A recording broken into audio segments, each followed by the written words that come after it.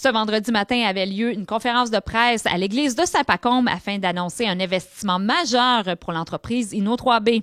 La députée ministre Marie-Ève Proulx était sur place pour annoncer 1,6 million de dollars du gouvernement du Québec à Inno3D pour un projet d'innovation technologique dans l'église de Saint-Pacôme.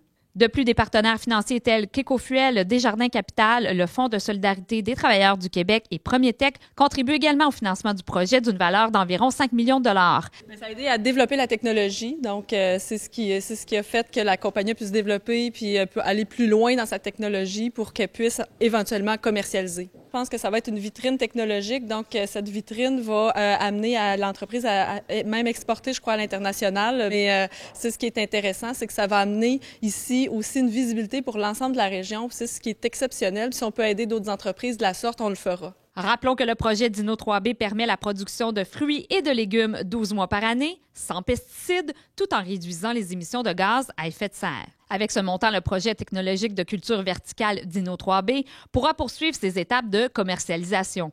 C'est un aboutissement, premièrement, parce que ça fait quand même 6 ans qu'on développe, qu'on est dans une démarche de financement de technologie, puis plus récemment, le financement de la démonstration. Fait que ce qu'on fait ici, c'est vraiment la démonstration de la technologie. Donc, on a déjà passé une phase de développement technologique. Maintenant, il nous reste à rentrer dans une phase de commercialisation.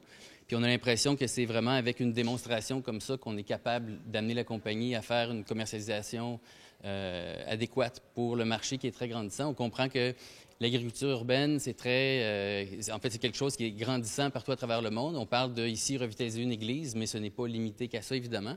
Donc, on a des initiatives avec des producteurs agricoles, des initiatives avec des pharmaceutiques qui produisent des molécules à valeur ajoutée. Bref, c'est très large. Donc, on a besoin de cet outil-là, en fait, pour pouvoir travailler puis se déployer, en fait.